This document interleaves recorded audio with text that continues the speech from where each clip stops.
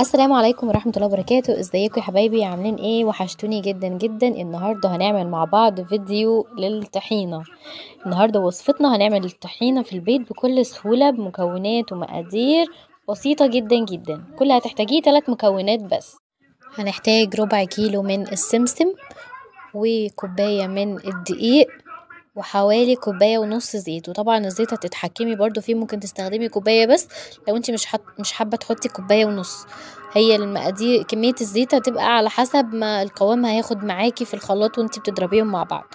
اول حاجة كده انا بشوح السمسم علشان نطلع منه الرطوبة، يسخن بس كده لو اول معايا. مره بتشوفي القناه بتاعتي زي ما انتوا تعملي لايك شايفين للفيديو وتشتركي في قناتي وتفعلي الجرس علشان يوصلك مني كل اشعار باي فيديو جديد بينزل عندي في القناه، وتعملي شير للفيديو عشان يوصل لاكبر عدد من الناس. خلاص كده السمسم بقى جاهز عندي ان انا اشتغل فيه. هناخده كده ونديله طحنه في الكبه كويس جدا، لازم تطحنيه في الكبه كويس. تمام، هتلاقيه كده اكنه مش ناعم قوي، فهنستخدم نحط عليه كوبايه من الدقيق علشان هي دي اللي هتديله القوام بتاعه حلو. وفي نفس الوقت لما هنرجع نضربه مع الدقيق في الكبة هيرجع ينعم معانا خالص ويدينا النعومة المطلوبة، عشان احنا مش عايزين السمسم يبقى خشن، احنا عايزينه يطحن كويس. فبتطحنيه الاول لوحده، بعد كده بتحطي عليه كوباية الدقيق وترجعي تطحنيه مع كوباية الدقيق تاني. زي ما انتوا شايفين لما الطحن بقى ناعم جدا مع الدقيق. هنحتاج كوباية ونص من الزيت علشان نبدأ ان احنا نضرب المكونات بتاعتنا في الخلاط وتدينا بقى الطحينة المظبوطة.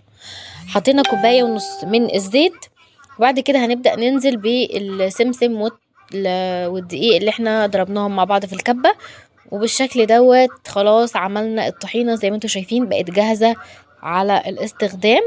عملت لنا البطرمانين دول زي ما انتوا شايفين، عملت كمية كبيرة ما شاء الله، ربع كيلو من السمسم وكوباية دقيق واحدة وكوباية ونص زيت. يا جماعة يعني بجد بقى أقل التكلفة ربع كيلو من كل حاجة، يعتبر ربع كيلو سمسم، ربع كيلو دقيق يعني كوباية دقيق واحدة، وكوباية سمسم برضو ربع كيلو، وربع كيلو زيت، كوباية زيت أو كوباية ونص زيت حسب ما هياخد معاكي. يعني مش شرط ياخد الكوباية ونص زيت كلهم، كمان ممكن تحطي عليه كوباية زيت بس. زي ما انتي شايفة، انتي تحكمي في القوام بتاعه وانتي بتضربيه في الخلاط، الزيت هو اللي هيديله القوام اللي انتي عايزاه. فبجد حلو. ما تنسوش بقى تعملوا لايك للفيديو وتشتركوا في قناتي وتفعلوا الجرس عشان يوصلكم مني كل اشعار باي فيديو جديد بينزل عندي. بحبكم جدا وشكرا للمتابعة لنهاية الفيديو.